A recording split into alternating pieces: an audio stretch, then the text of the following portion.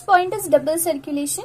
Double circulation is divided into two types of circulation. First है pulmonary circulation and second is systemic circulation. अभी pulmonary circulation में कुछ steps है किस तरीके से ब्लड कहाँ पर फ्लो हो रहा है और उसे हम क्या कहते हैं, pulmonary circulation. As we know, जो डीऑक्सीजनेटेड ब्लड है वो राइट एट्रिया से कहाँ पर पास होता है, राइट वेंट्रिकल पर. राइट वेंट्रिकल से it is passed to pulmonary artery. From pulmonary artery it is passed towards lungs. Lungs में जाकर जो डीऑक्सीडेटेड ब्लड है वो उसका क्या होता है, ऑक्सीजनेशन होता है. ऑक्सीजनेशन होने के बाद दैट ऑक्सीजनेटेड ब्लड कहाँ पर पास होता है, it is pass to the pulmonary vein and from pulmonary vein it is pass to the left arteria. So this whole process को हम क्या कहते हैं, पल्मोनरी सर्कुलेशन कहते हैं. Now we will see what is systemic circulation. जो oxygenated blood है वो लेफ्ट एट्रिया से कहां पर पास होगा, लेफ्ट वेंट्रिकल में. लेफ्ट वेंट्रिकल से it is pass to the aorta. Aorta से ये सभी बॉडी पार्ट्स पर पास हो जाएगा ऑक्सीजनेटेड ब्लड. अभी बॉडी पार्ट्स में पास हो गया है ये ऑक्सीजनेटेड ब्लड, तो ऑब्वियसली ये फिर से रिटर्न हार्ट को ही पहुंचने वाला है. किस ऑक्सीजनेटेड ब्लड का कन्वर्जन किस में होगा, डीऑक्सीजनेटेड ब्लड में कन्वर्ट होके that deoxygenated blood is reaching to vena cava. From vena cava it is pass to the right atria. So this whole process is called as systemic circulation.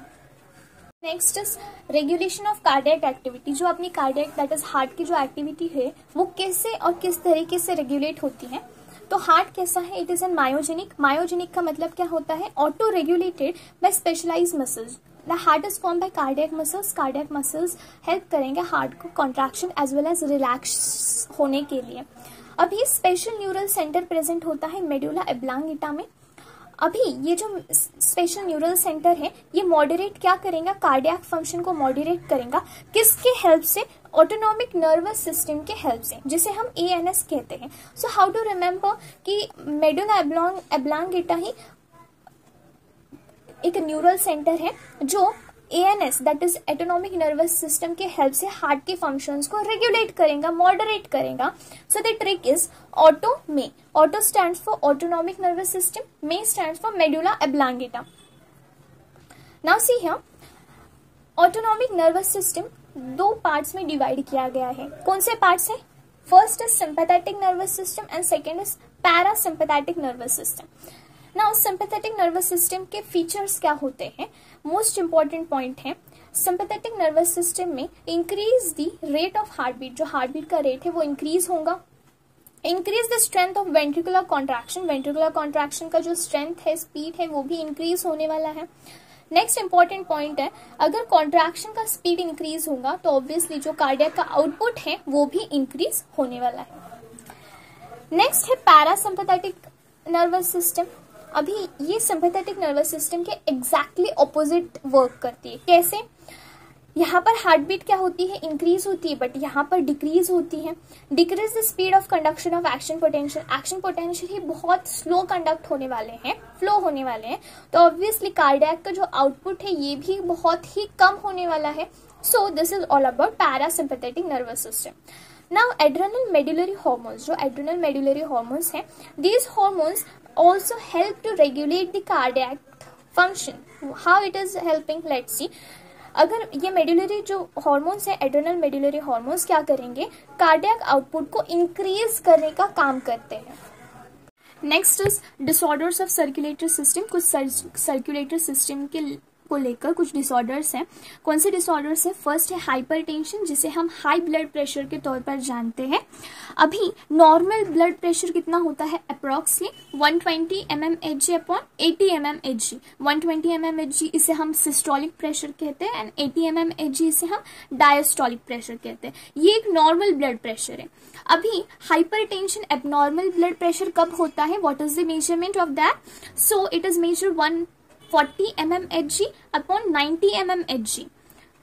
Most important, अगर blood pressure, जो भी blood pressure में fluctuations होते हैं वो कुछ heart के diseases भी कॉज कर सकते हैं एंड कुछ वाइटल ऑर्गन्स जैसे होते हैं उसे भी अफेक्ट करते. वाइटल ऑर्गन्स कैसे, ब्रेन या किडनी को भी अफेक्ट करेंगे.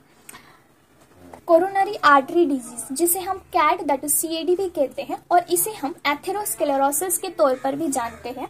Now affects vessels that supply blood to the heart muscle। अभी यहाँ पर क्या होता है, कोरोनरी आर्टरी डिजीज में ये ऐसे ब्लड वेसल्स को अफेक्ट करेंगे जो ब्लड किसे सप्लाई करता है, हार्ट को। सो यहाँ पर ये डिजीज क्यों कॉज होता है, let's see. Cause due to the deposition of fat, कुछ कोलेस्ट्रॉल या कुछ फाइबरस टिश्यू आर्टरीज में जाकर डिपॉजिट होते हैं, जिसकी वजह से जो आर्टरीज है वो नैरोअर होते हैं, वो उनका जो ल्यूमेन है वो बहुत ही नैरो होते जाता है। As I am giving here example, this is an artery that is passing or pumping blood to the heart muscles. Now this artery is affected by the deposition of fat, cholesterol or any other fibrous tissue. और you can see here yellow color deposition। ये तो artery पहले अच्छी थी, बाद में there is a deposition of yellow color, और जिसकी के वजह से जो उसका नैरो है स्पेस था वो कैसा हो जाएगा, ल्यूमेन का स्पेस बहुत ही छोटा होता है, नैरो हो जाता है, तो इसलिए ही कोरोनरी आर्टरी डिजीज कॉज होता है।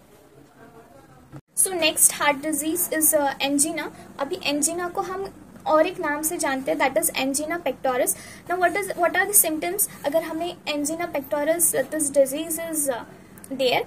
सो अक्यूट चेस्ट पेन होता है, मतलब कुछ थोड़ा सा चेस्ट पेन होता है, और जिसके वजह से, अभी चेस्ट पेन क्यों होता है, तो no enough oxygen reaching the heart muscle, जो अपने हार्ट मसल्स हैं उनमें कुछ बहुत ही कम ऑक्सीजन सप्लाई की वजह से this acute chest pen is occurring. Now here जो एंजीना पेक्टोरिस है occurs due to conditions that affect blood flow.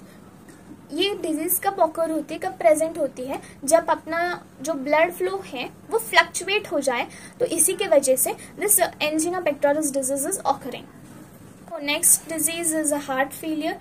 अभी हार्ट फेलियर क्यों होता है, let's see here. State of heart not pumping blood effectively to meet the needs of the body, मतलब ऐसा state of heart जब heart इतना अच्छी तरीके से हार्ट जो भी पंपिंग है वो एक्शन नहीं करता है, जिसके वजह से अपनी जो भी बॉडी पार्ट्स है उनको इफिशिएंट ऑक्सीजन सप्लाई या ब्लड सप्लाई नहीं हो पाता, इसी के वजह से this heart failure is occurring, also called as congestive heart failure. अभी कंजेस्टिव हार्ट फेलियर भी कहा जाता है इसे, क्यों, due to congestion of lungs, there is congestion of lungs, that is why this heart failure is also known as congestive heart failure।